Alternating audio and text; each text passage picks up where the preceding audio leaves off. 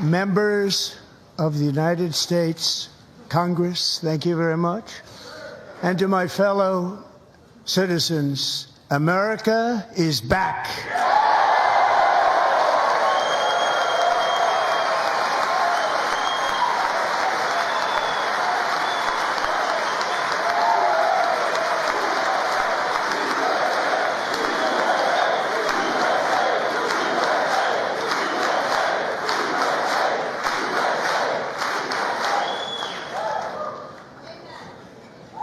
6 weeks ago, I stood beneath the dome of this Capitol and proclaimed the dawn of the golden age of America.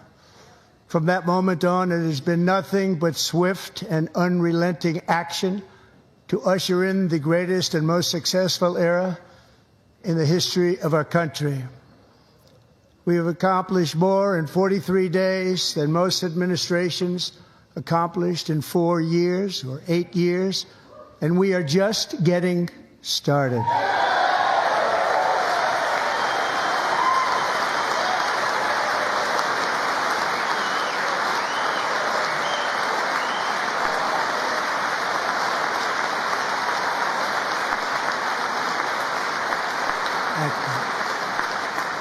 I return to this chamber tonight to report that America's momentum is back, our spirit is back, our pride is back, our confidence is back, and the American dream is surging bigger and better than ever before.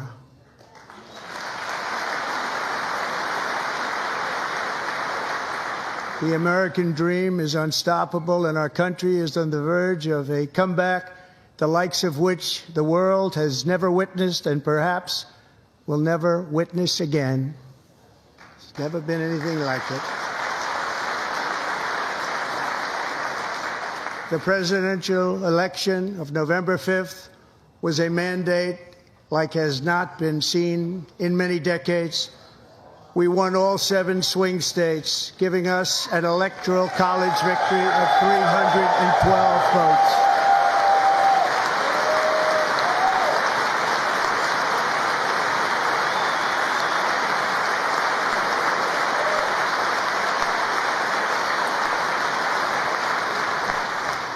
We won the popular vote by big numbers and won counties in our country.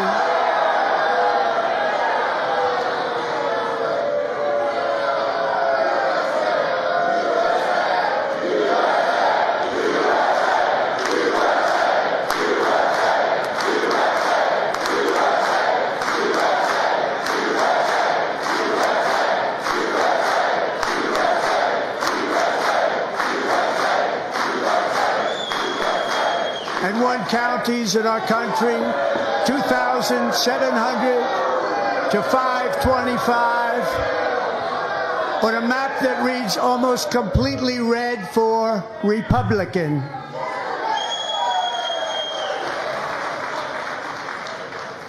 Now, for the first time in modern history, more Americans believe that our country is headed in the right direction than the wrong direction. In fact, it's an astonishing record, 27-point swing, the most ever.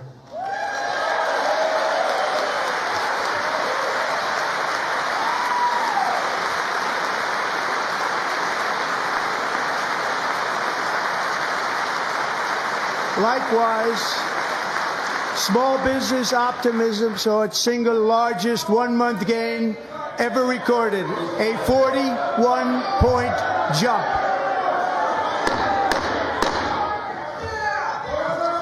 Members are directed to uphold and maintain decorum in the House and to cease any further disruptions. That's your warning.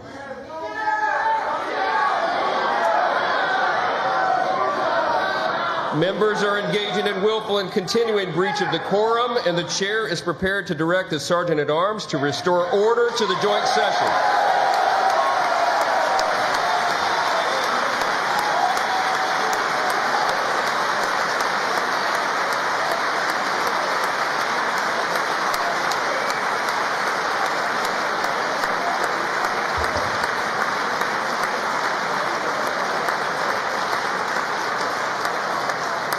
Mr. Green, take your seat. Take your seat, sir. Take your seat. Finding that members continue to engage in willful and concerted disruption of proper decorum, the chair now directs the Sergeant-at-Arms to restore order. Remove this gentleman from the chamber.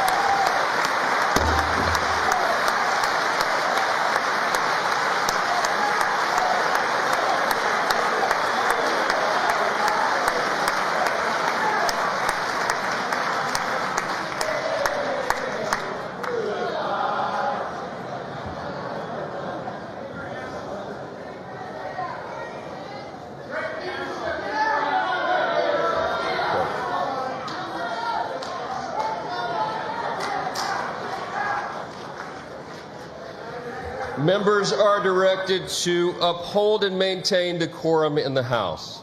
Mr. President, you continue. Thank you. Over the past 6 weeks, I have signed nearly 100 executive orders and taken more than 400 executive actions, a record, to restore common sense, safety, optimism, and wealth all across our wonderful land. The people elected me to do the job, and I'm doing it.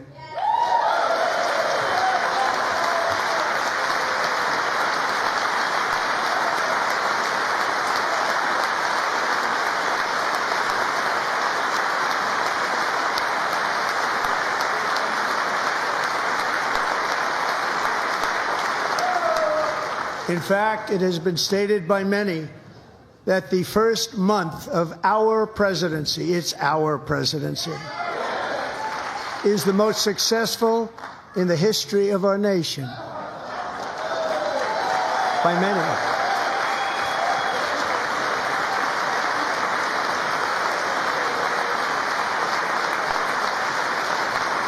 And what makes it even more impressive is that, do you know who number 2 is? George Washington. How about that? How about it? I don't know about that list, but we'll take it.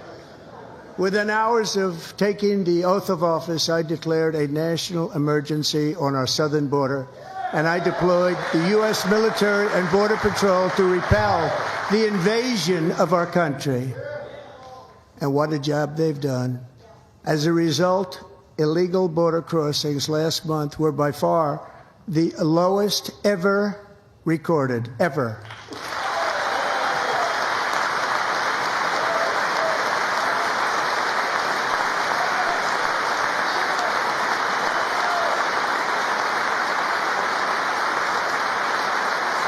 They heard my words and they chose not to come. Much easier that way. In comparison, under Joe Biden, the worst president in American history, there were hundreds of thousands of illegal crossings a month, and virtually all of them, including murderers, drug dealers, gang members, and people from mental institutions and insane asylums, were released into our country. Who would want to do that? This is my 5th such speech to Congress.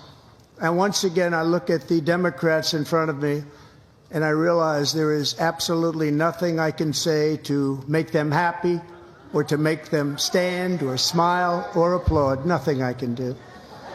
I could find a cure to the most devastating disease, a disease that would wipe out entire nations, or announce the answers to the greatest economy in history, or the stoppage of crime to the lowest levels ever recorded.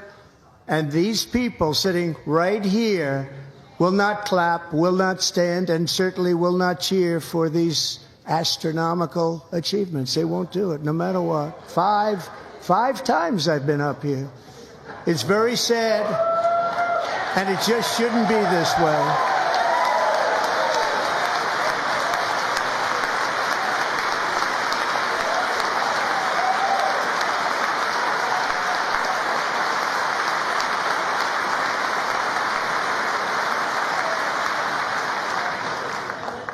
So Democrats sitting before me, for just this one night, why not join us in celebrating so many incredible wins for America?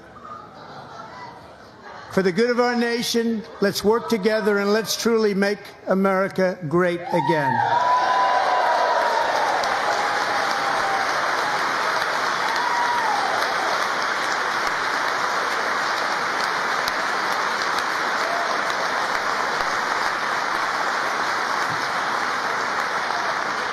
Every day, my administration is fighting to deliver the change America needs to bring a future that America deserves, and we're doing it. This is a time for big dreams and bold action. Upon taking office, I imposed an immediate freeze on all federal hiring, a freeze on all new federal regulations, and a freeze on all foreign aid.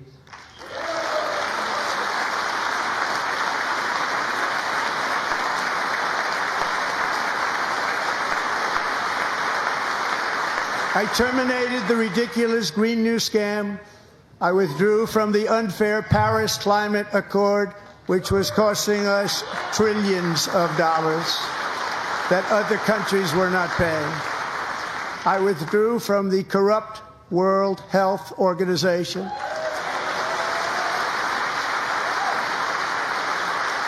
And I also withdrew from the anti-American UN Human Rights Council.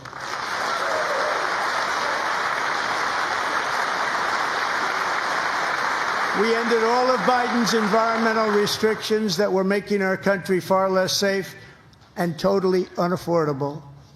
And importantly, we ended the last administration's insane electric vehicle mandate, saving our auto workers and companies from economic destruction.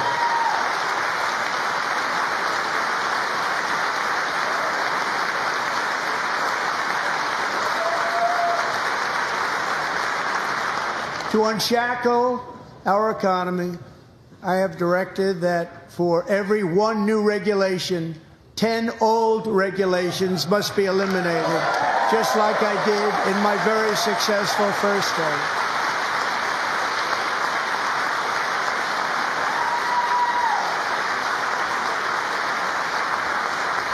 And in that first term, we set records on ending unnecessary rules and regulations like no other president had done before. We ordered all federal workers to return to the office. They will either show up for work in person or be removed from their job.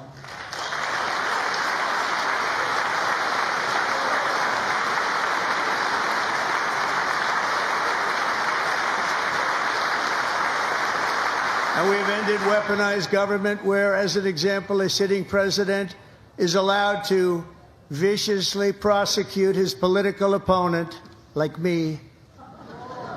How did that work out? Not too good. Not too good.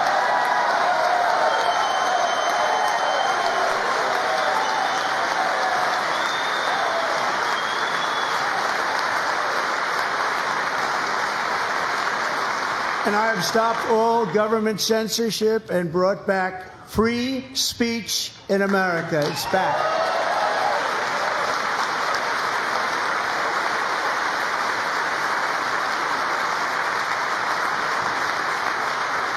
And 2 days ago, I signed an order making English the official language of the United States of America.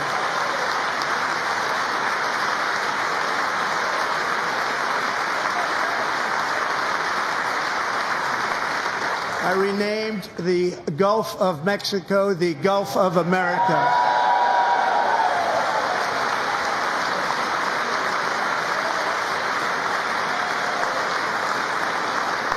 And likewise, I renamed, for a great president, William McKinley, Mount McKinley again.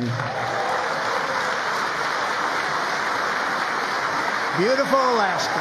We love Alaska. We've ended the tyranny of so-called diversity, equity, and inclusion policies all across the entire federal government and indeed the private sector and our military. And our country will be woke no longer.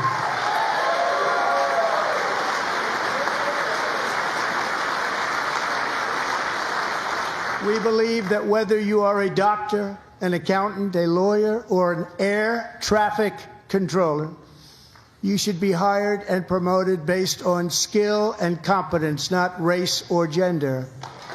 Very important.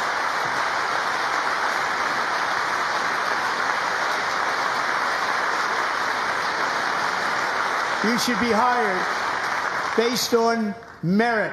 And the Supreme Court, in a brave and very powerful decision, has allowed us to do so. Thank you. Thank you very much. Thank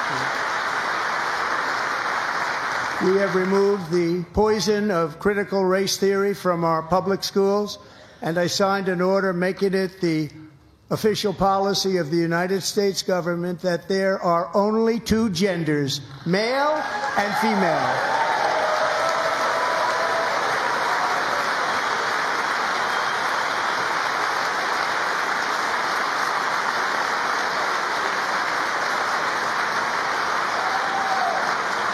I also signed an executive order to ban men from playing in women's sports.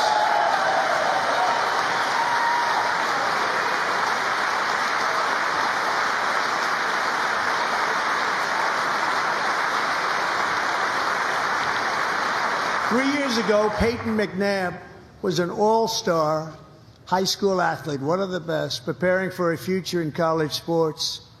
But when her girls' volleyball match was invaded by a male, he smashed the ball so hard in Peyton's face, causing traumatic brain injury, partially paralyzing her right side and ending her athletic career. It was a shot like she's never seen before. She's never seen anything like it. Peyton is here tonight in the gallery, and Peyton, from now on, schools will kick the men off the girls' team, or they will lose all federal funding.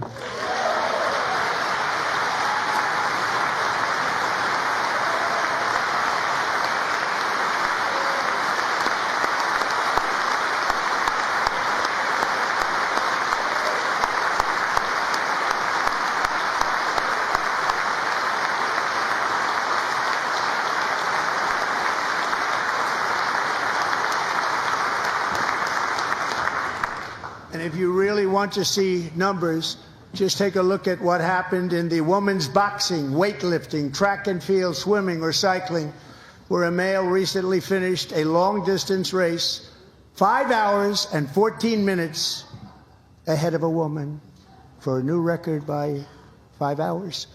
Broke the record by 5 hours. It's demeaning for women, and it's very bad for our country. We're not going to put up with it any longer.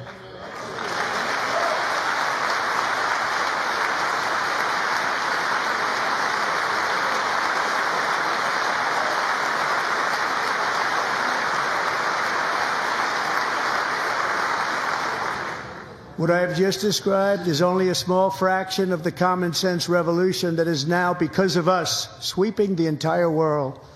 Common sense has become a common theme, and we will never go back. Never. Never going to let that happen. Among my very highest priorities is to rescue our economy and get dramatic and immediate relief to working families. As you know, we inherited from the last administration an economic catastrophe and an inflation nightmare. Their policies drove up energy prices, pushed up grocery costs, and drove the necessities of life out of reach for millions and millions of Americans. They've never had anything like it. We suffered the worst inflation in 48 years, but perhaps even in the history of our country. They're not sure. As president, I'm fighting every day to reverse this damage and make America affordable again.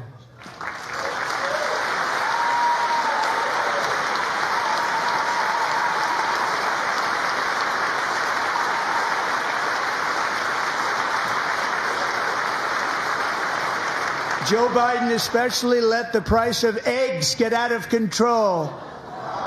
The egg price is out of control, and we're working hard to get it back down, Secretary. Do a good job on that. You inherited a total mess from the previous administration. Do a good job.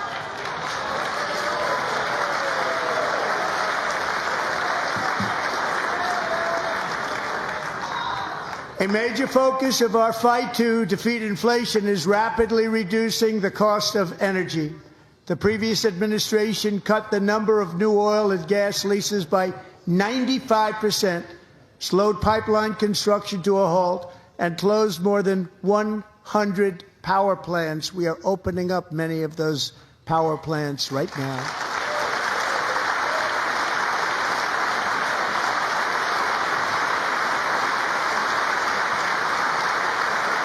And frankly, we have never seen anything like it.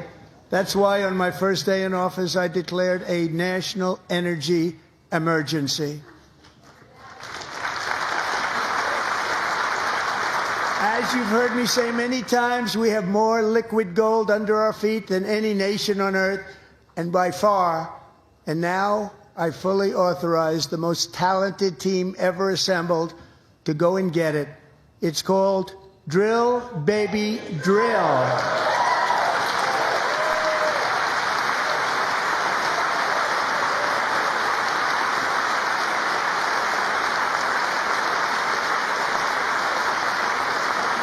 My administration is also working on a gigantic natural gas pipeline in Alaska, among the largest in the world, where Japan, South Korea, and other nations want to be our partner with investments of trillions of dollars each. There's never been anything like that one.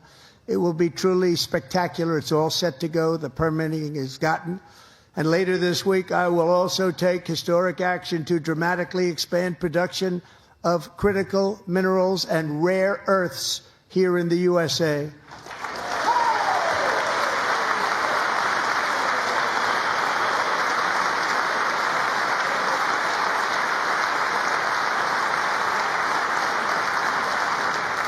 To further combat inflation, we will not only be reducing the cost of energy, but will be ending the flagrant waste of taxpayer dollars.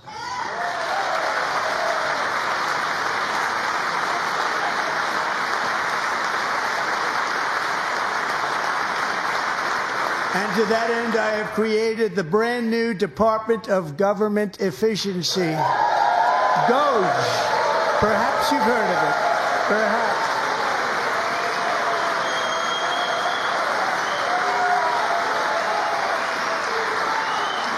Which is headed by Elon Musk, who is in the gallery tonight.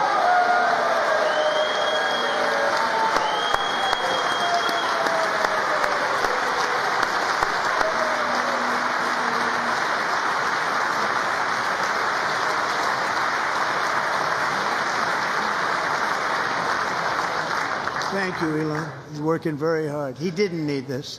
He didn't need this. Thank you very much. We appreciate it. Everybody here, even this side, appreciates it, I believe.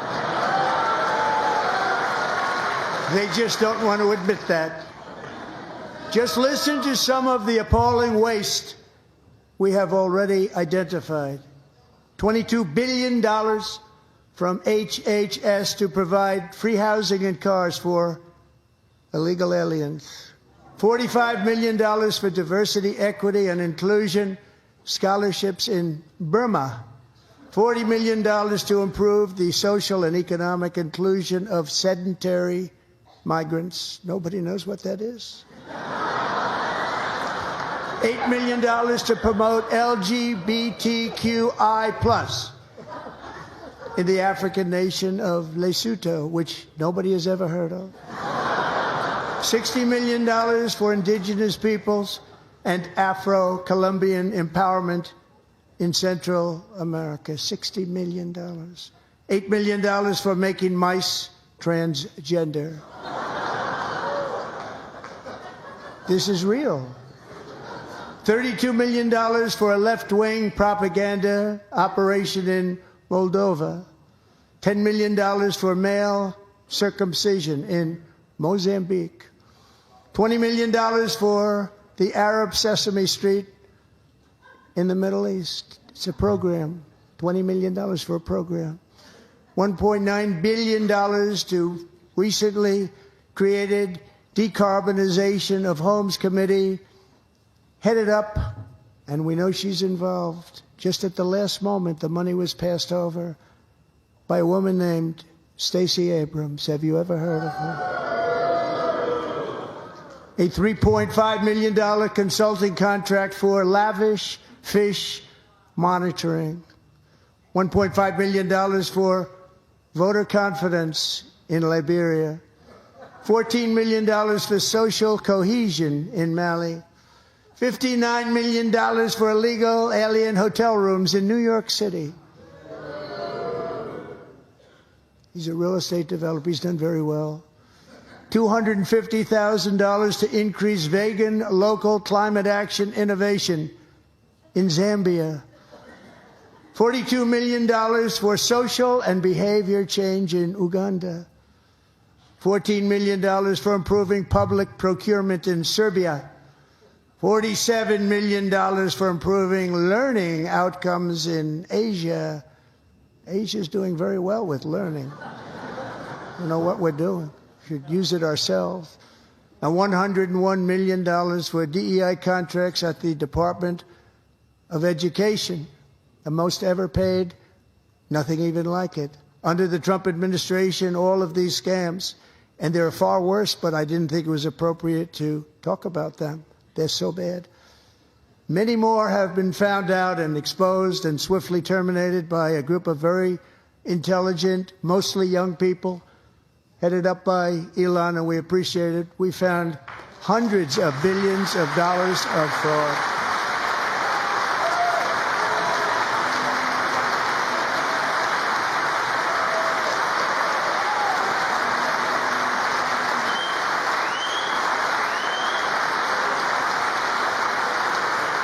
And we've taken back the money and reduced our debt to fight inflation and other things.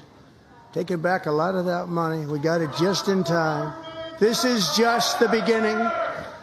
The Government Accountability Office, a federal government office, has estimated annual fraud of over $500 billion in our nation, and we are working very hard to stop it. We're going to. We're also identifying shocking levels of incompetence and probable fraud in the Social Security program for our seniors, and that our seniors and people that we love rely on. Believe it or not, government databases list 4.7 million Social Security members from people aged 100 to 109 years old. It lists 3.6 million people from ages 110 to 119. I don't know any of them. I know some people that are rather elderly, but not quite that elderly. 3.47 million people from ages 120 to 129. 3.9 million people from ages 130 to 139. 3.5 million people from ages 140 to 149. And money is being paid to many of them, and we're searching right now. In fact, Pam, good luck. Good luck. You're going to find it. But a lot of money is paid out to people because it just keeps getting paid, and nobody does, and it really hurts Social Security and hurts our country. 1.3 million people from ages 150 to 159, and over 130,000 people, according to the Social Security databases, are age over 160 years old. We have a healthier country than I thought, Bobby.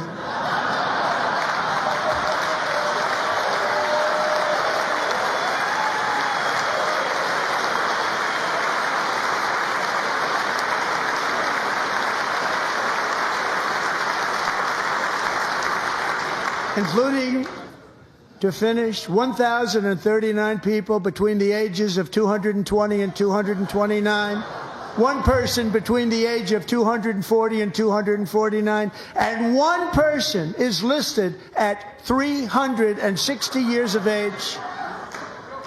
More than 100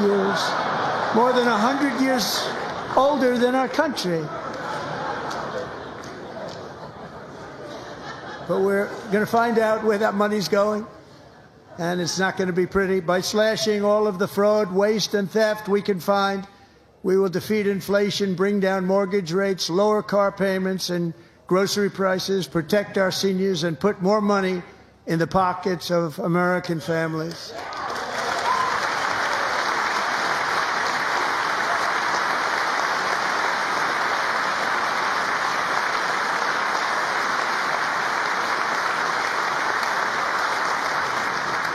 And today, interest rates took a beautiful drop, big, beautiful drop. It's about time. And in the near future, I want to do what has not been done in 24 years, balance the federal budget. We're going to balance it.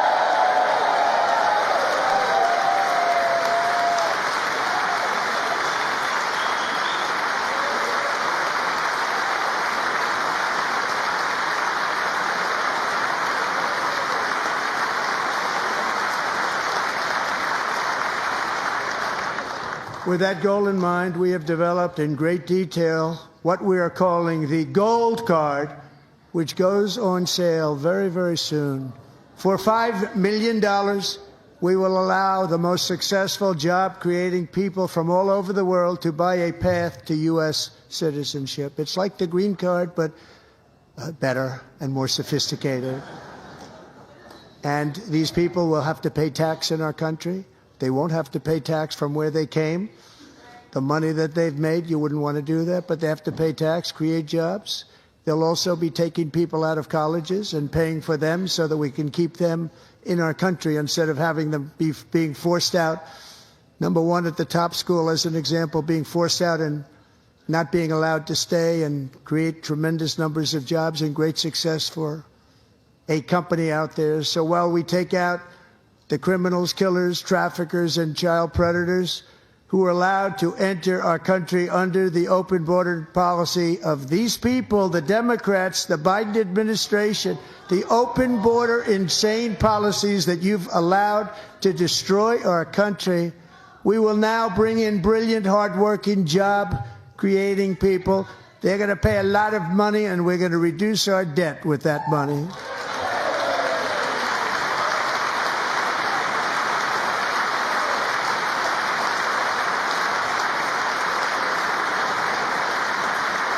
Americans have given us a mandate for bold and profound change. For nearly 100 years, the federal bureaucracy has grown until it has crushed our freedoms, ballooned our deficits, and held back America's potential in every possible way. The nation founded by pioneers and risk-takers now drowns under millions and millions of pages of regulations and debt. Approvals that should take 10 days to get instead take 10 years, 15 years, and even 20 years before you're rejected. Meanwhile, we have hundreds of thousands of federal workers who have not been showing up to work. My administration will reclaim power from this unaccountable bureaucracy, and we will restore true democracy to America again.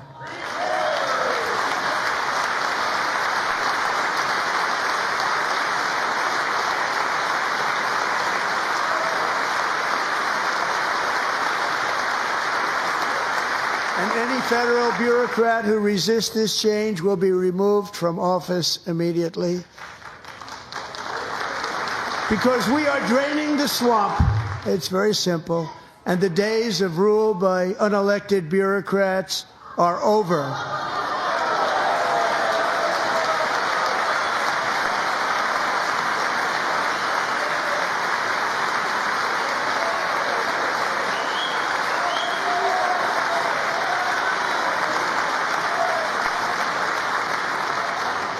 And the next phase of our plan to deliver the greatest economy in history is for this Congress to pass tax cuts for everybody. They're in there. They're waiting for you to vote.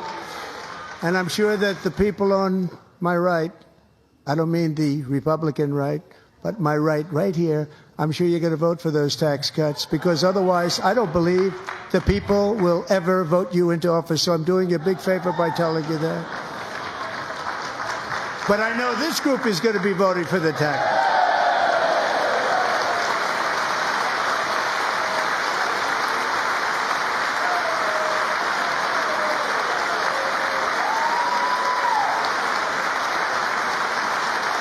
Thank you.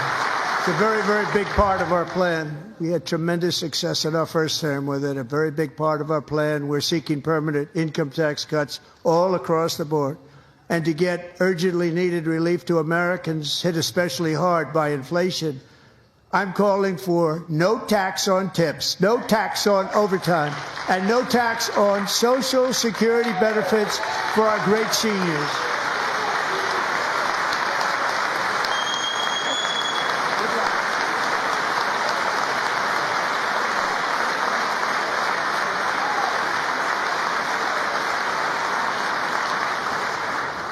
And I also want to make interest payments on car loans tax deductible, but only if the car is made in America.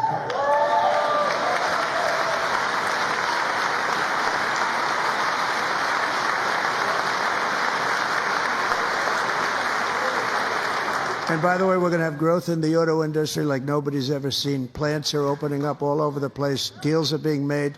Never seen. That's a combination of the election win and tariffs. It's a beautiful word, isn't it? That, along with our other policies, will allow our auto industry to absolutely boom. It's going to boom. Spoke to the majors today, all three, the top people, and they're so excited. In fact, already numerous car companies have announced that they will be building massive automobile plants in America, with Honda just announcing a new plant in Indiana, one of the largest anywhere in the world.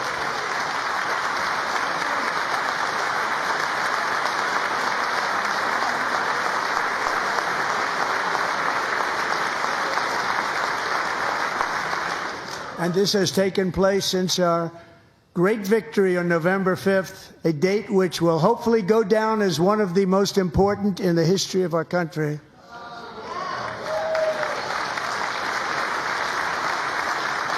In addition, as part of our tax cuts, we want to cut taxes on domestic production and all manufacturing. And just as we did before, we will provide 100% expensing.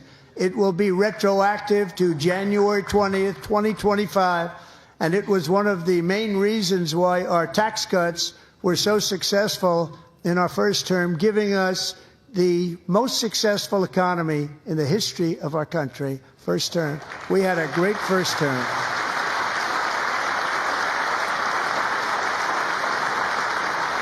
If you don't make your product in America, however, under the Trump administration, you will pay a tariff, and in some cases, a rather large one. Other countries have used tariffs against us for decades, and now it's our turn to start using them against those other countries. On average, the European Union, China, Brazil, India, Mexico, and Canada, have you heard of them?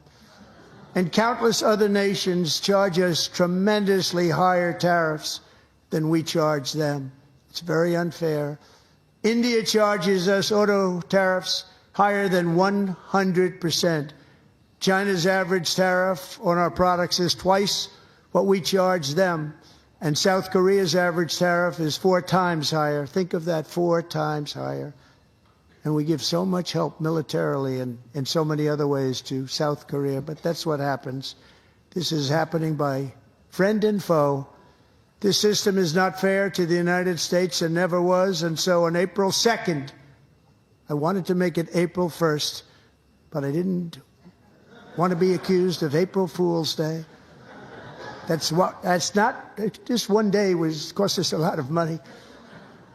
But we're going to do it in April. I'm a very superstitious person. April 2nd, reciprocal tariffs kick in. And whatever they tariff us, other countries, we will tariff them. That's reciprocal, back and forth. Whatever they tax us, we will tax them. If they do non-monetary tariffs to keep us out of their market, then we will do non-monetary barriers to keep them out of our market. There's a lot of that, too. They don't even allow us in their market. We will take in trillions and trillions of dollars and create jobs like we have never seen before. I did it with China, and I did it with others, and the Biden administration couldn't do anything about it because there was so much money they couldn't do anything about it. We have been ripped off for decades by nearly every country on earth, and we will not let that happen any longer.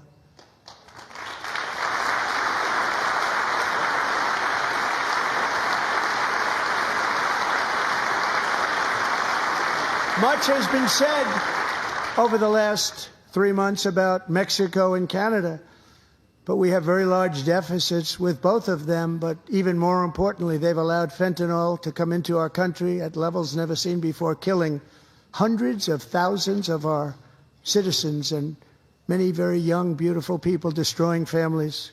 Nobody's ever seen anything like it. They are, in effect, receiving subsidies of hundreds of billions of dollars. We pay subsidies to Canada and to Mexico of hundreds of billions of dollars, and the United States will not be doing that any longer. We're not going to do it any longer.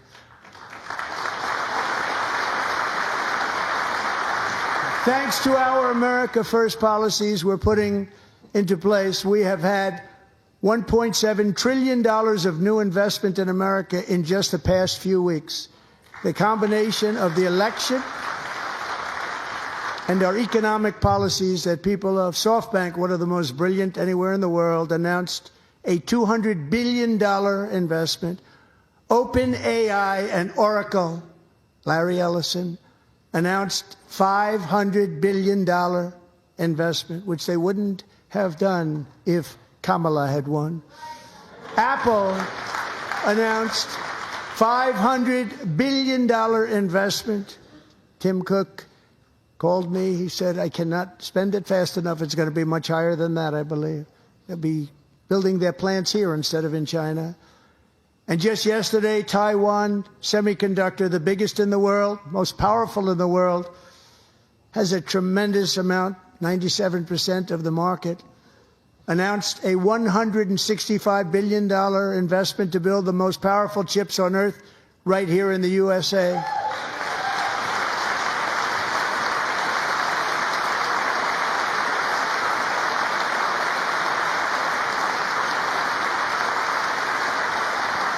And we're not giving them any money. Your CHIPS Act is a horrible, horrible thing. We give hundreds of billions of dollars, and it doesn't mean a thing. They take our money and they don't spend it.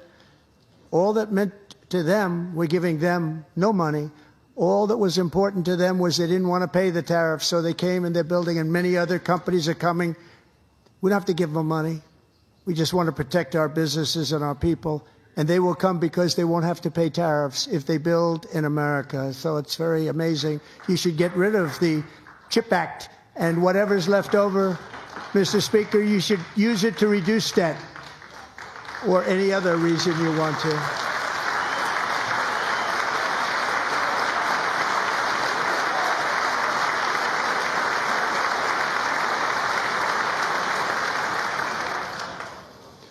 Our new trade policy will also be great for the American farmer. I love the farmer,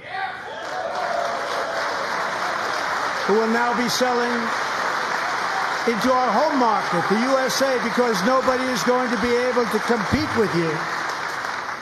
Because there's goods that come in from other countries and companies.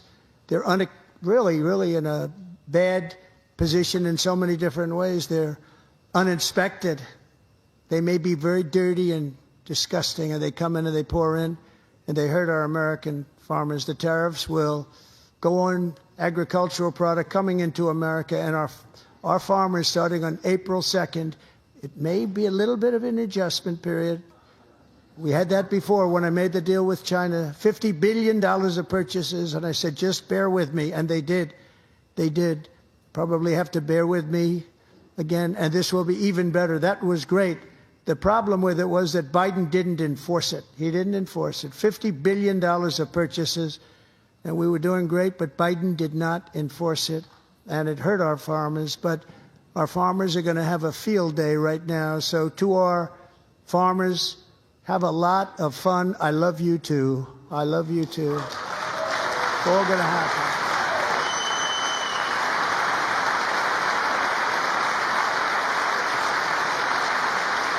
And I have also imposed a 25% tariff on foreign aluminum, copper, lumber, and steel, because if we don't have, as an example, steel and lots of other things, we don't have a military, and frankly, we just won't have a country very long.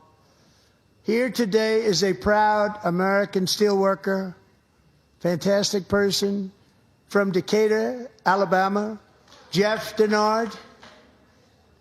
Has been working at the same steel plant for 27 years in a job that has allowed him to serve as the captain of his local volunteer fire department, raised 7 children with his beautiful wife, Nicole, and over the years provide a loving home for more than 40 foster children. So great, Jeff.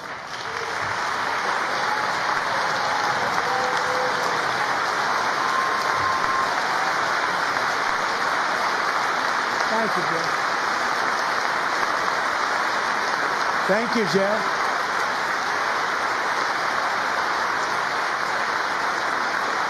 Stories like Jeff's remind us that tariffs are not just about protecting American jobs. They're about protecting the soul of our country. Tariffs are about making America rich again and making America great again, and it's happening, and it will happen rather quickly. There'll be a little disturbance, but we're okay with that. It won't be much. No, you're not. Oh.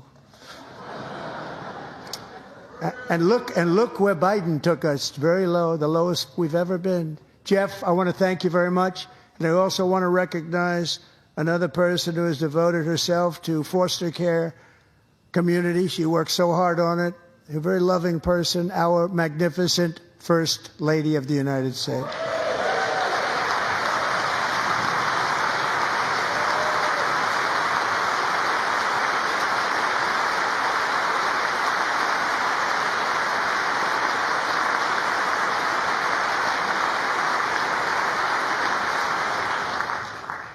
Melania's work has yielded incredible results, helping prepare our nation's future leaders as they enter the workforce. Our First Lady is joined by 2 impressive young women, very impressive. Haley Ferguson, who benefited from the First Lady's Fostering the Future initiative and is poised to complete her education and become a teacher. And Elliston Berry, who became a victim of an illicit deepfake image produced by a peer. With Elliston's help, the Senate just passed the Take It Down Act, and this is so important. Thank you very much, John. John Thune, thank you. Stand up, John.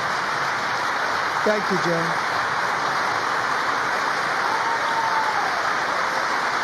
Thank you all very much.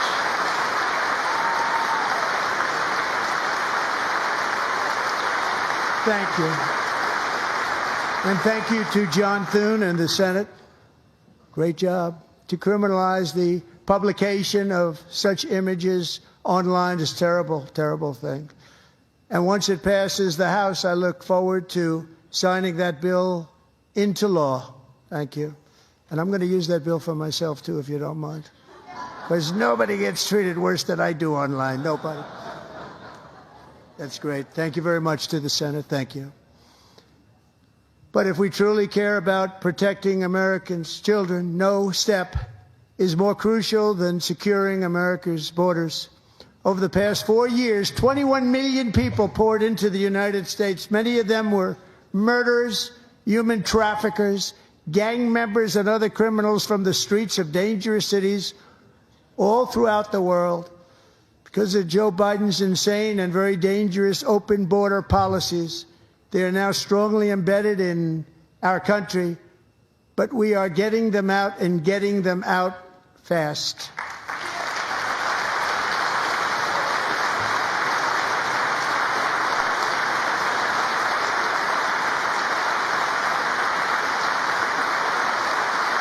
And I want to thank Tom Homan and Christy. I want to thank you and Paul of Border Patrol. I want to thank you. What a job they've all done. Everybody, Border Patrol, ICE, law enforcement in general is incredible. We have to take care of our law enforcement. Have to.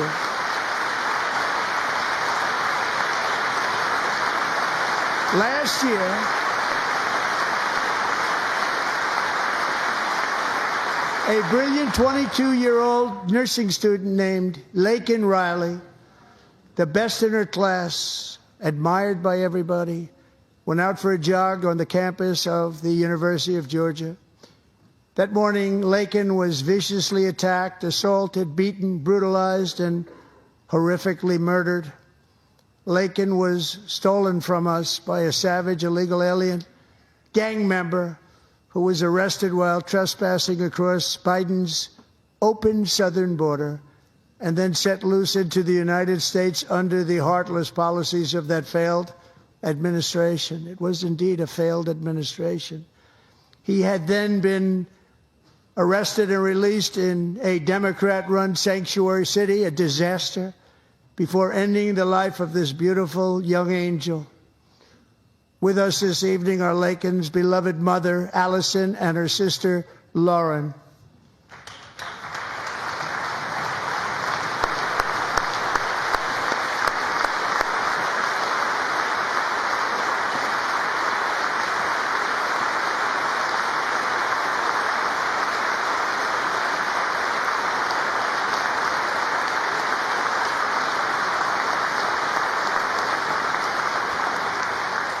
Last year, I told Laken's grieving parents that we would ensure their daughter would not have died in vain.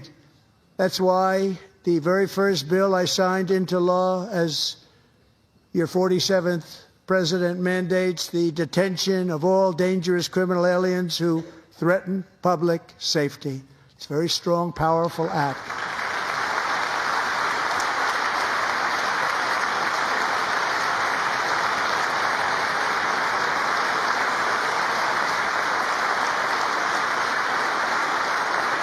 It's called the Laken-Riley Act. So Allison and Lauren, America will never, ever forget our beautiful Laken Hope Riley.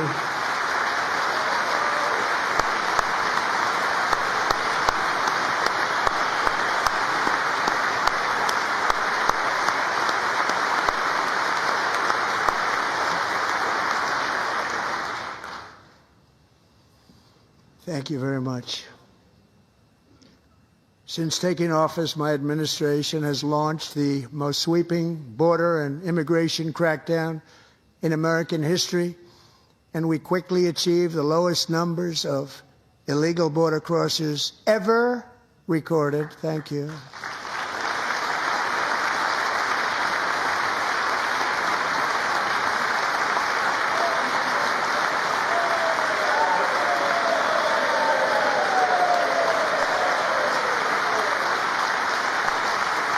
The media and our friends in the Democrat Party kept saying we needed new legislation. We must have legislation to secure the border. But it turned out that all we really needed was a new president.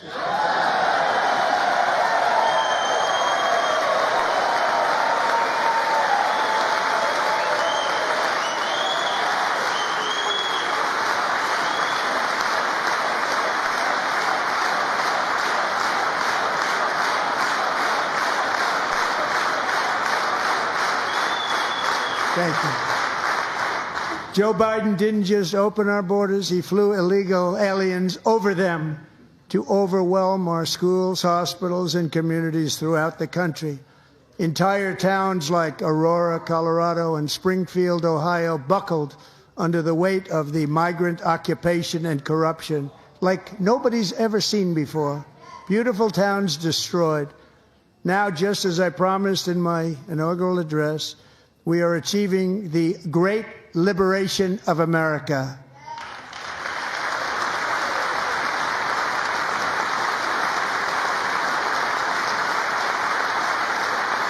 But there still is much work to be done. Here tonight is a woman I have gotten to know Alexis Nungary from Houston. Wonderful woman. Last June, Alexis's 12-year-old daughter, her precious Jocelyn, walked to a nearby convenience store. She was kidnapped, tied up, assaulted for 2 hours under a bridge, and horrifically murdered. Arrested and charged with this heinous crime are 2 illegal alien monsters from Venezuela, released into America by the last administration through their ridiculous open border. The death of this beautiful 12-year-old girl and the agony of her mother and family touched our entire nation greatly. Alexis, I promised that we would always remember your daughter, your magnificent daughter, and earlier tonight I signed an order keeping my word to you. One thing I have learned about Jocelyn is that she loved animals so much. She loved nature.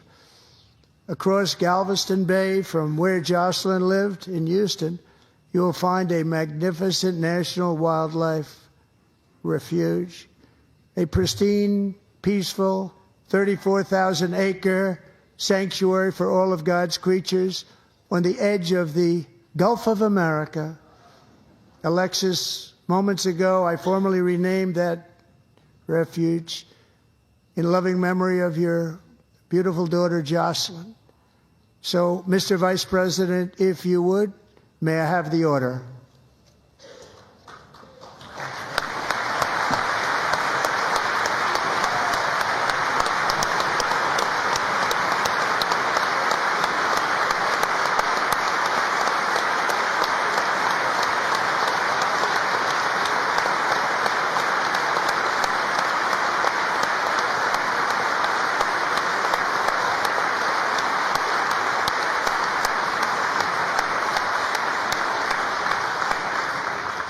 Thank you very much.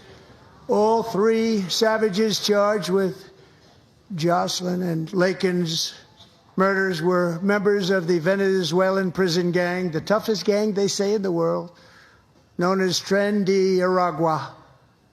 2 weeks ago, I officially designated this gang, along with MS-13 and the bloodthirsty Mexican drug cartels, as foreign terrorist organizations.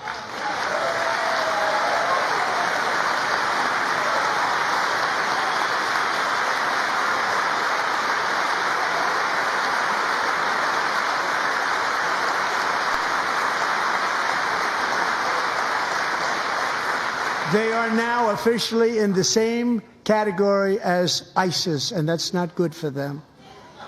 Countless thousands of these terrorists were welcomed into the U.S. by the Biden administration. But now every last one will be rounded up and forcibly removed from our country, or, if they're too dangerous, put in jails, standing trial in this country, because we don't want them to come back ever. With us this evening is a warrior on the front lines of that battle, Border Patrol Agent Roberto Ortiz. Great guy.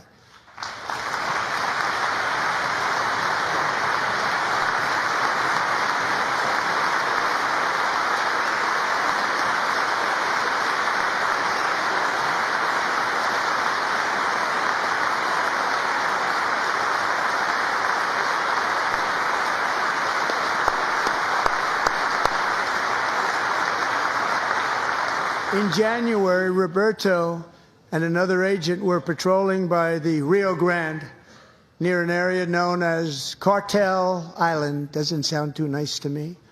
When heavily armed gunmen started shooting at them, Roberto saw that his partner was totally exposed, at great danger, and he leapt into action, returning fire and providing crucial seconds for his fellow agent to seek safety, just barely. I have some of the prints of that event, and it was not good. Agent Ortiz, we salute you for your great courage and for your line of fire that you took and for the bravery that you showed. We honor you, and we will always honor you. Thank you, Roberto, very much.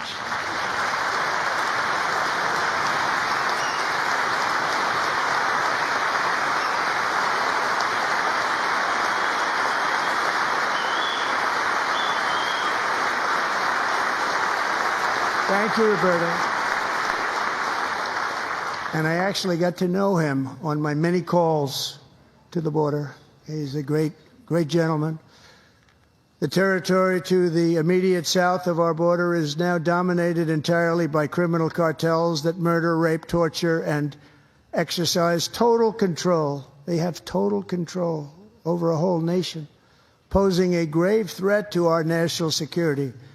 The cartels are waging war in America, and it's time for America to wage war on the cartels, which we are doing.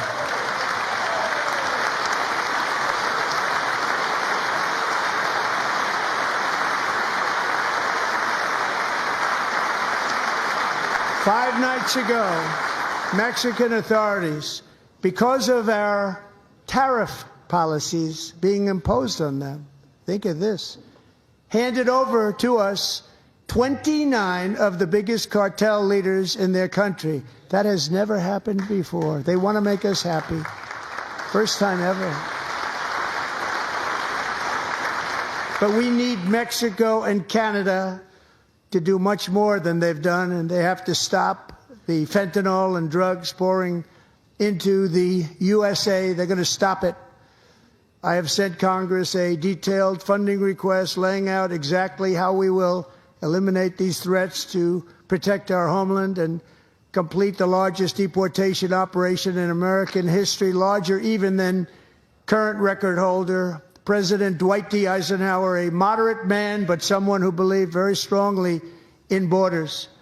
Americans expect Congress to send me this funding without delay so I can sign it into law. So, Mr. Speaker, John Thune, both of you, I hope you're going to be able to do that, Mr. Speaker. Thank you.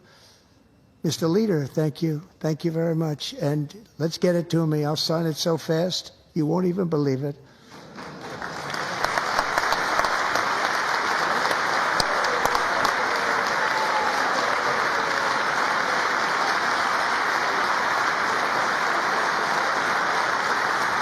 And as we reclaim our sovereignty, we must also bring back law and order to our cities and towns.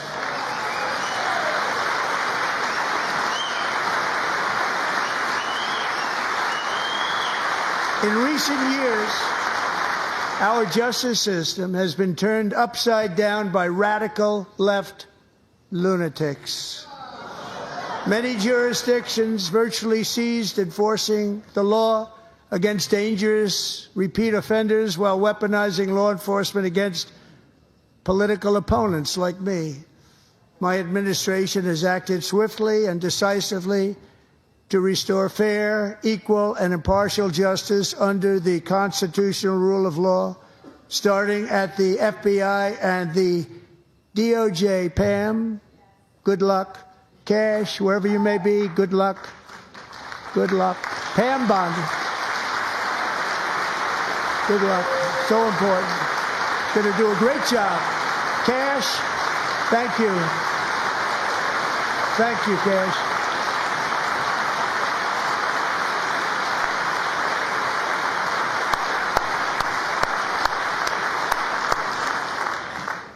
They've already started very strong. They're going to do a fantastic job. You're going to be very proud of them. We're also once again giving our police officers the support, protection, and respect they so dearly deserve. They have to get it. They have such a hard, dangerous job, but we're going to make it less dangerous. The problem is the bad guys don't respect the law, but they're starting to respect it, and they soon will respect it. This also includes our great fire departments throughout the country. Our firemen and women are unbelievable people, and I will never forget them. And besides that, they voted for me in record numbers, so I have no choice.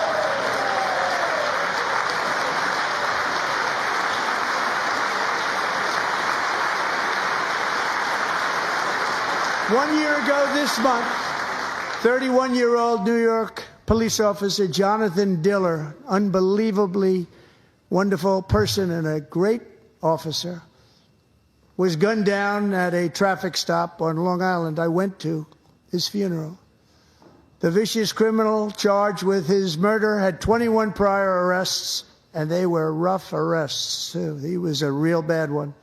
The thug in the seat next to him had 14 prior arrests, and went by the name of Killer. He was Killer. He killed other people, they say, a lot of them. I attended Officer Diller's service, and when I met his wife and one-year-old son, Ryan, it was very inspirational, actually. His widow's name is Stephanie, and she is here tonight. Stephanie, thank you very much, Stephanie. Thank you very much.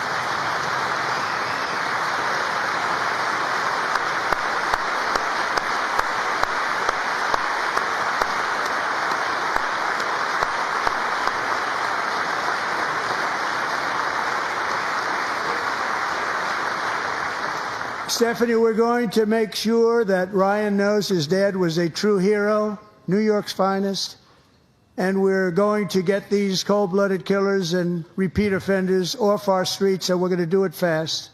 Got to stop it. They get out with 28 arrests. They push people into subway trains. They hit people over the head, back of the head with baseball bats. We got to get them out of here.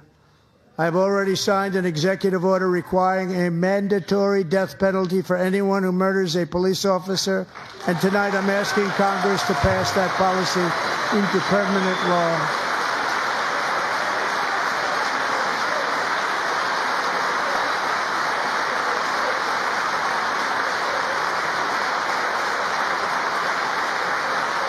I'm also asking for a new crime bill getting tough on repeat offenders while enhancing protections for America's police officers so they can do their jobs without fear of their lives being totally destroyed. They don't want to be killed. We're not going to let them be killed. Joining us in the gallery tonight is a young man who truly loves our police. His name is DJ Daniel. He is 13 years old, and he has always dreamed of becoming a police officer.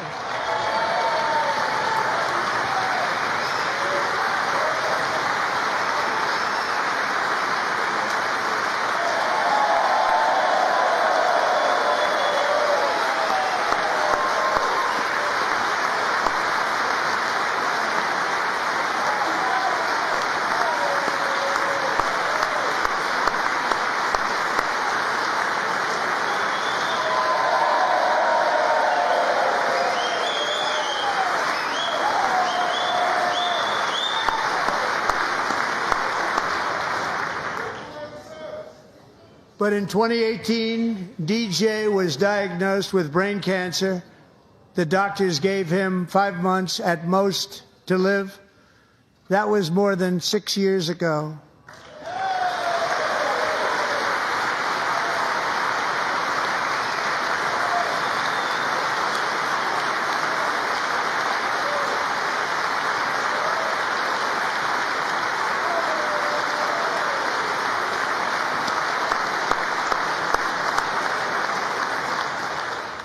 Since that time, DJ and his dad have been on a quest to make his dream come true, and DJ has been sworn in as an honorary law enforcement officer, actually a number of times. The police love him, the police departments love him.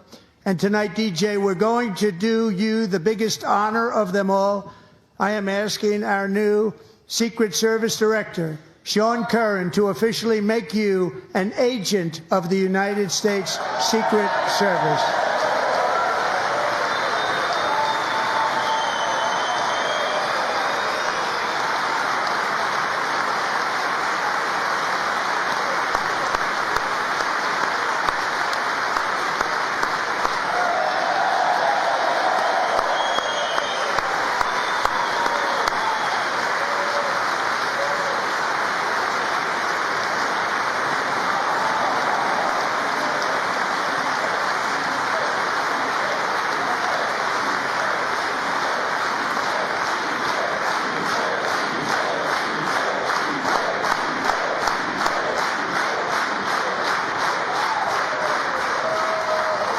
Thank you, DJ. DJ's doctors believe his cancer likely came from a chemical he was exposed to when he was younger. Since 1975, rates of child cancer have increased by more than 40%. Reversing this trend is one of the top priorities for our new presidential commission to make America healthy again, chaired by our new Secretary of Health and Human Services, Robert F. Kennedy, Jr.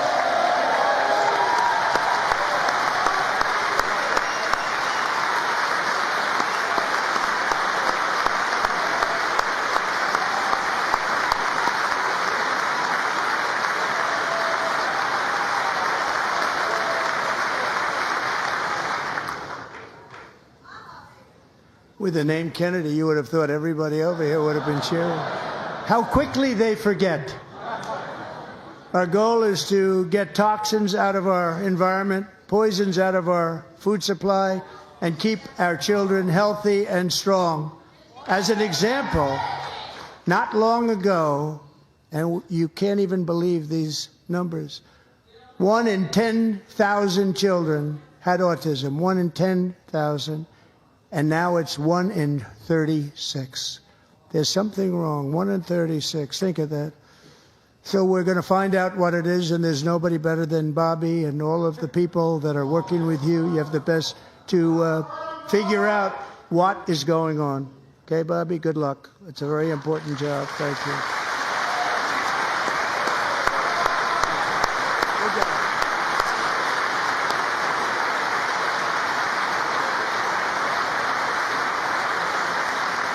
Thank you. My administration is also working to protect our children from toxic ideologies in our schools.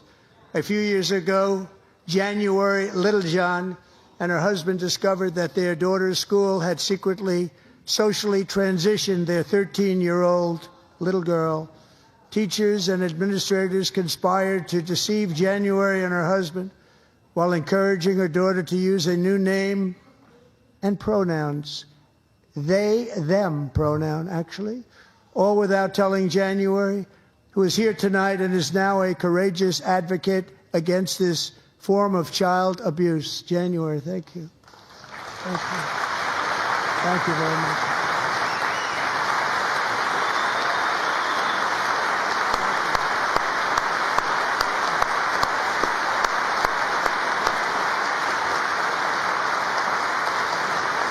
Thank you. Stories like this are why, shortly after taking office, I signed an executive order banning public schools from indoctrinating our children with transgender ideology.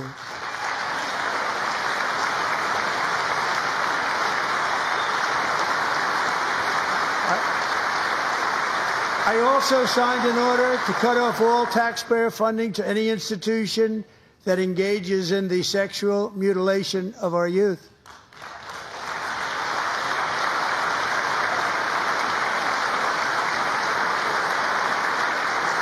And now I want Congress to pass a bill permanently banning and criminalizing sex changes on children and forever ending the lie that any child is trapped in the wrong body. This is a big lie.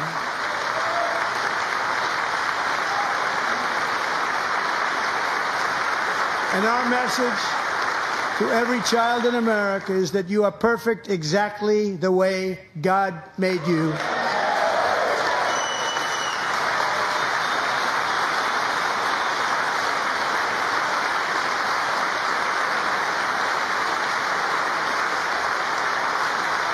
Because we're getting wokeness out of our schools and out of our military, and it's already out, and it's out of our society. We don't want it. Wokeness is trouble. Wokeness is bad. It's gone. It's gone. And we feel so much better for it, don't we? Don't we feel better? Our service members won't be activists and ideologues. They will be fighters and warriors. They will fight for our country. And Pete, congratulations. Secretary of Defense, congratulations.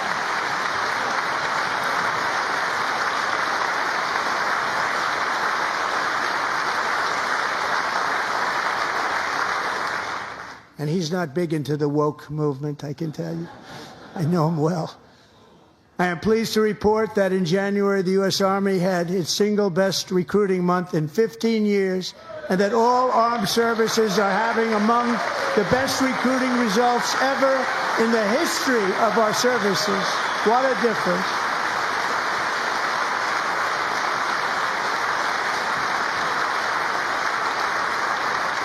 And you know, it was just a few months ago where the results were exactly the opposite. We couldn't recruit anywhere. We couldn't recruit.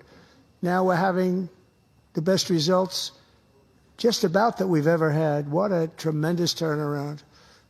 It's really a beautiful thing to see. People love our country again. It's very simple. They love our country, and they love being in our military again. So it's a great thing, and thank you very much. Great job. Thank you.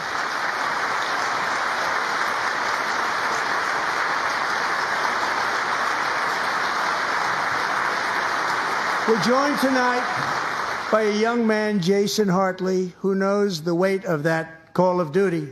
Jason's father, grandfather, and great-grandfather all wore the uniform.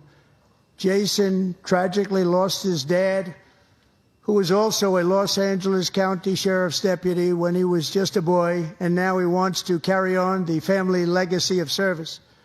Jason is a senior in high school, a six-letter varsity athlete, a really good athlete, they say, a brilliant student with a 4.46, that's good, GPA. And his greatest dream is to attend the U.S. Military Academy at West Point.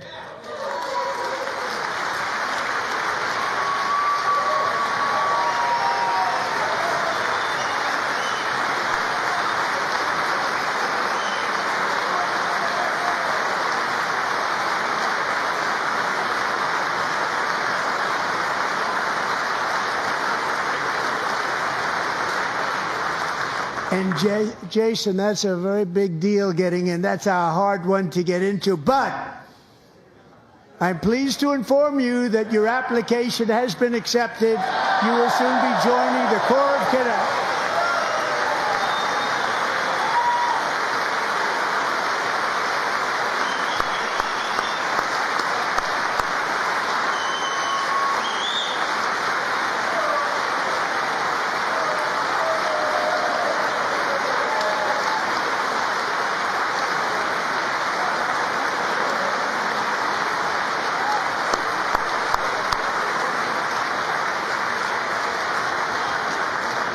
Thank you.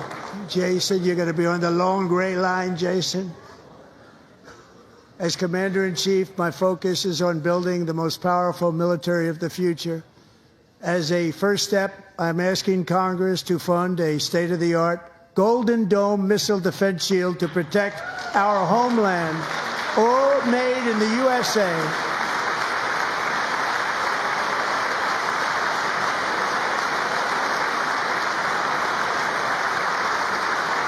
And Ronald Reagan wanted to do it long ago, but the technology just wasn't there, not even close. But now we have the technology. It's incredible, actually. And other places, they have it. Israel has it. Other places have it. And the United States should have it too, right, Tim, right? They should have it too. So I want to thank you. But it's a very, very important. This is a very dangerous world. We should have it. We want to be protected, and we're going to protect our citizens like never before. To boost our defense industrial base, we are also going to resurrect the American shipbuilding industry, including commercial shipbuilding and military shipbuilding.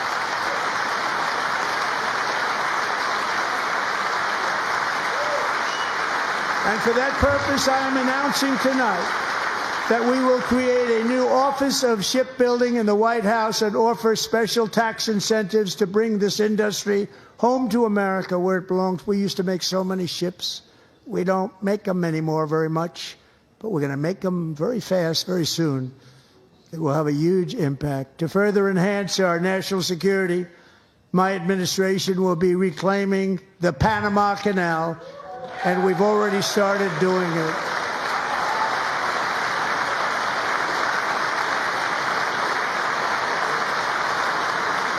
Just today, a large American company announced they are buying both ports around the Panama Canal and lots of other things having to do with the Panama Canal and a couple of other canals.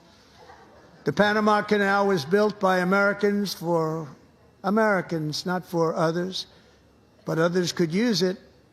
But it was built at tremendous cost of American blood and treasure. 38,000 workers died building the Panama Canal. They died of malaria. They died of snake bites and mosquitoes. Not a nice place to work. They paid them very highly to go there, knowing there was a 25% chance that they would die. The most expensive project also that was ever built in our country's history, if you bring it up to modern day costs. It was given away by the Carter administration for $1, but that agreement has been violated very severely. We didn't give it to China. We gave it to Panama, and we're taking it back.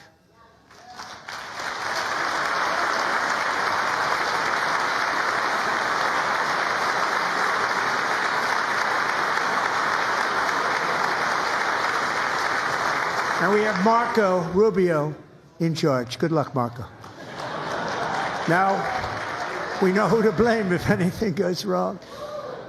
Marco's been amazing, and he's going to do a great job.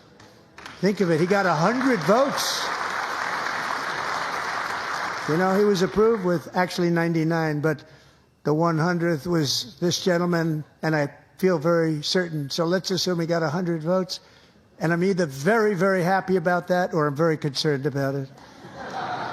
But he's already proven. I mean, he's a great gentleman. He's respected by everybody, and we appreciate you voting for Marco.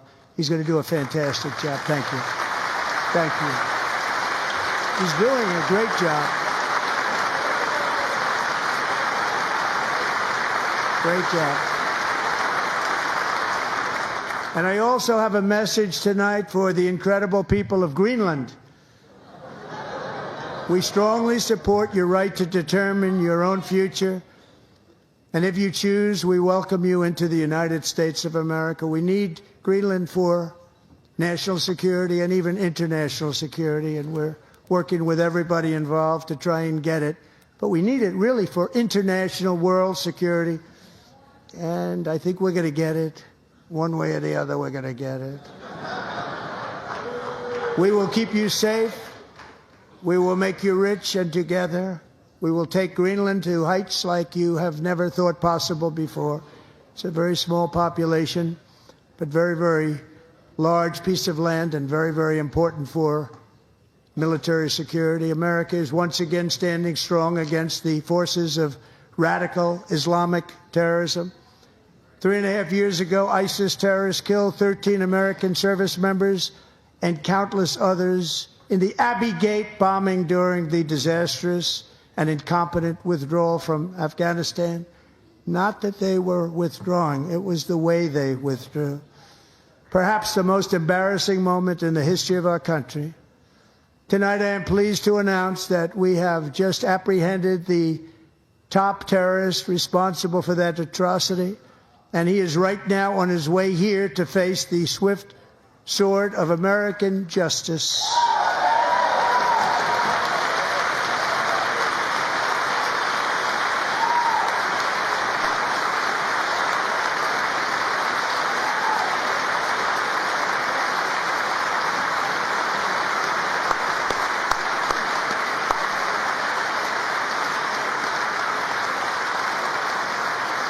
And I want to thank especially the government of Pakistan for helping arrest this monster. This was a very momentous day for those 13 families who I actually got to know very well, most of them, whose children were murdered, and the many people that were so badly, over 42 people, so badly injured on that fateful day in Afghanistan. What a horrible day. Such incompetence was shown. That when Putin saw what happened, I guess he said, wow, maybe this is my chance. That's how bad it was. Should have never happened. Grossly incompetent people. I spoke to many of the parents and loved ones, and they're all in our hearts tonight. Just spoke to them on the phone. We had a big call. Every one of them called, and everybody was on the line, and they did nothing but cry with happiness. They were very happy, as happy as you can be under those circumstances. Their child brother, sister, son, daughter was killed for no reason whatsoever. In the Middle East, we're bringing back our hostages from Gaza. In my first term, we achieved one of the most groundbreaking peace agreements in generations, the Abraham Accords.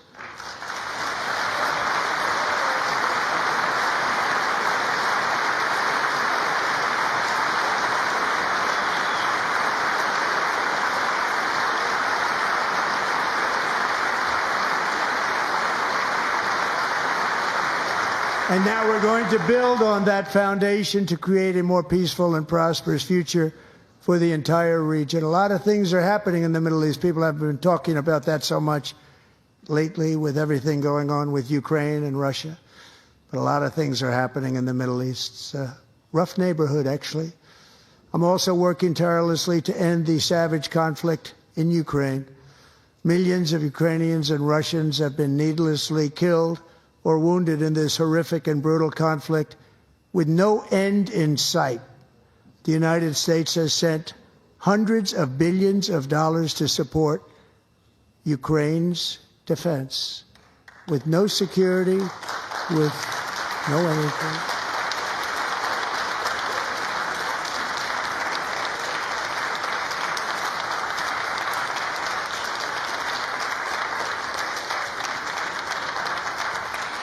Do you want to keep it going for another 5 years?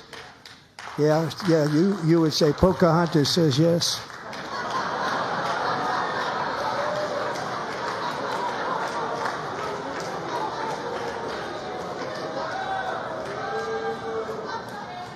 $2,000 people are being killed every single week. More than that. They're Russian young people. They're Ukrainian young people. They're not Americans. But I want it to stop. Meanwhile, Europe has sadly spent more money buying Russian oil and gas than they have spent on defending Ukraine, by far. Think of that. They've spent more buying Russian oil and gas than they have defending. And we've spent perhaps $350 billion, like taking candy from a baby. That's what happened. And they've spent $100 billion. What a difference that is. And we have an ocean separating us, and they don't. But we're getting along very well with them, and lots of good things are happening. Biden has authorized more money in this fight than Europe has spent by billions and billions of dollars. It's hard to believe that they wouldn't have stopped it and said at some point, come on, let's equalize. You got to be equal to us. But that didn't happen. Earlier today, I received an important letter from President Zelensky of Ukraine. The letter reads, Ukraine is ready to come to the negotiating table as soon as possible to bring lasting peace closer. Nobody wants peace more than the Ukrainians, he said. My team and I stand ready to work under President Trump's strong leadership to get a peace that lasts. We do really value how much America has done to help Ukraine maintain its sovereignty and independence. Regarding the agreement on minerals and security, Ukraine is ready to sign it at any time that is convenient for you. I appreciate that he sent this letter, just got it a little while ago. Simultaneously, we've had serious discussions with Russia and have received strong signals that they are ready for peace. Wouldn't that be beautiful? Wouldn't that be beautiful?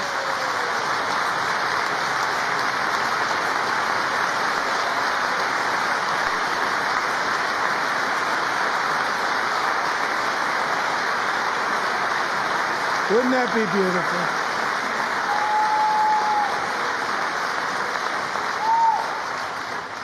It's time to stop this madness. It's time to halt the killing. It's time to end this senseless war. If you want to end wars, you have to talk to both sides. Nearly 4 years ago, amid rising tensions, a history teacher named Mark Fogel was detained in Russia and sentenced to 14 years in a penal colony. Rough stuff.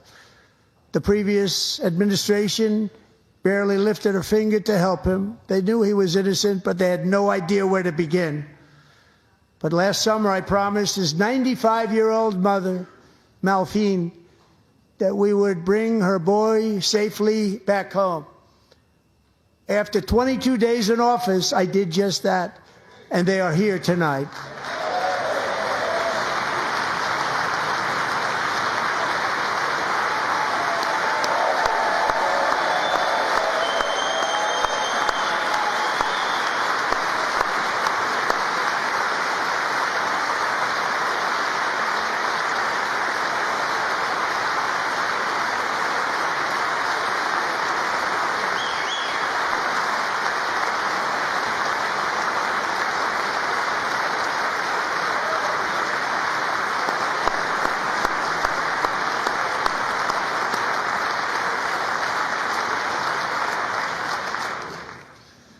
To Mark and his great mom, we are delighted to have you safe and sound and with us.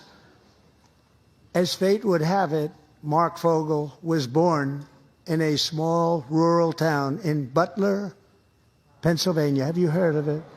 Where his mother has lived for the past 78 years. I just happened to go there last July 13th for a rally. That was not pleasant.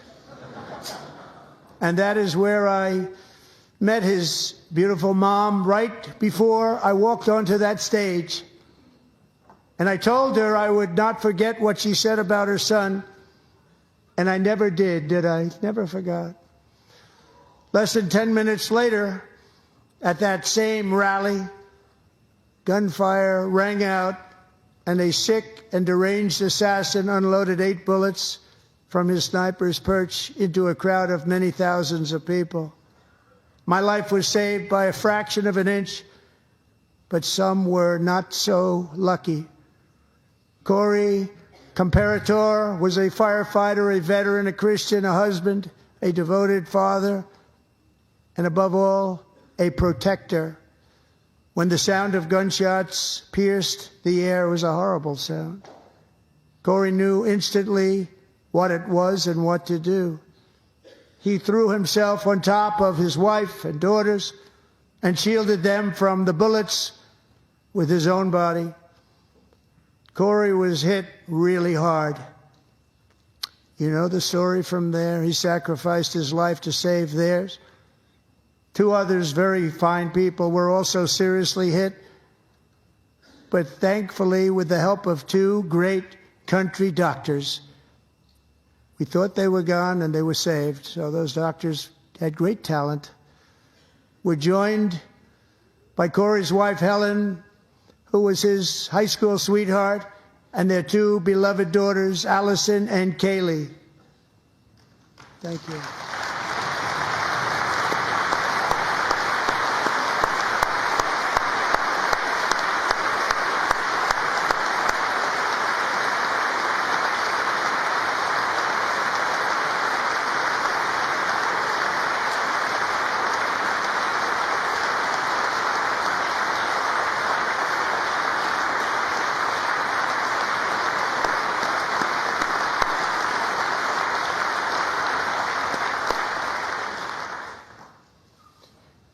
To Helen, Allison, and Kaylee, Corey is looking down on his 3 beautiful ladies right now, and he is cheering you on. He loves you.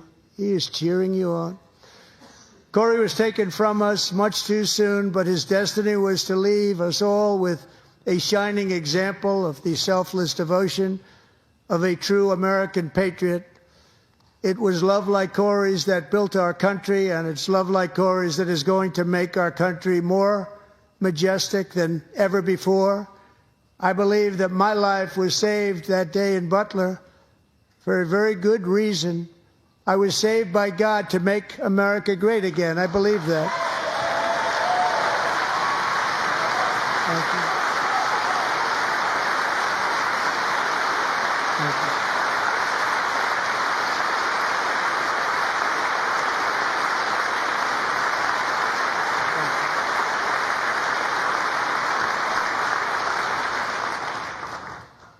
Thank you very much. From the patriots of Lexington and Concord to the heroes of Gettysburg and Normandy, from the warriors who crossed the Delaware to the trailblazers who climbed the Rockies, and from the legends who soared at Kitty Hawk, to the astronauts who touched the moon. Americans have always been the people who defied all odds, transcended all dangers, made the most extraordinary sacrifices, and did whatever it took to defend our children, our country, and our freedom. And as we have seen in this chamber tonight, that same strength, faith, love, and spirit is still alive and thriving in the hearts of the American people. Despite the best efforts of those who would try to censor us, silence us, break us, destroy us, Americans are today a proud, free, sovereign, and independent nation that will always be free, and we will fight for it till death. We will never let anything happen to our beloved country, because we are a country of doers, dreamers, fighters, and survivors. Our ancestors crossed a vast ocean, strode into the unknown wilderness, and carved their fortunes from the rock and soil of a perilous and very dangerous frontier. They chased our destiny across a boundless continent. They built the railroads, laid the highways, and graced the world with American marvels like the Empire State Building, the mighty Hoover Dam, and the towering Golden Gate Bridge. They lit the world with electricity, broke free of the force of gravity, fired up the engines of American industry, vanquished the communists, fascists, and Marxists all over the world, and gave us countless modern wonders sculptured out of iron, glass, and steel.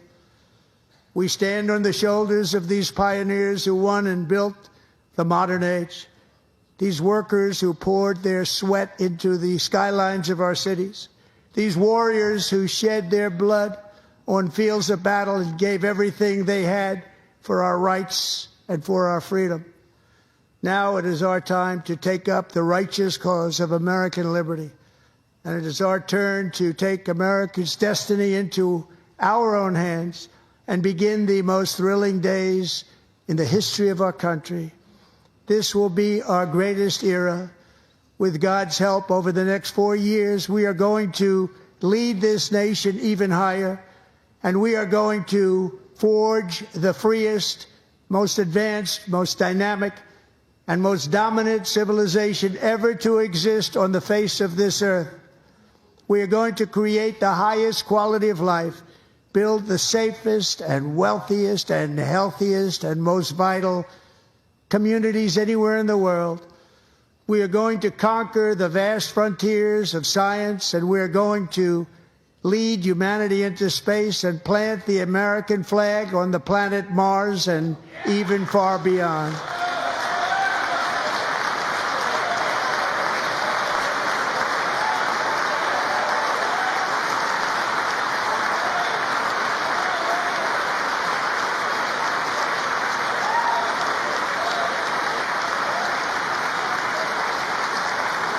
And through it all, we are going to rediscover the unstoppable power of the American spirit. And we are going to renew unlimited promise of the American dream. Every single day, we will stand up and we will fight, fight, fight for the country our citizens believe in and for the country our people deserve.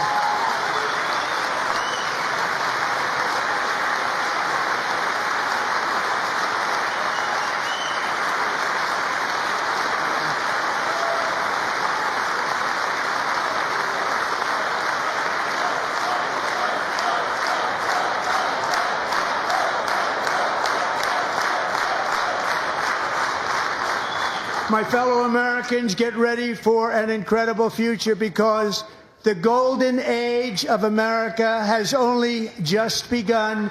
It will be like nothing that has ever been seen before. Thank you, God bless you, and God bless America.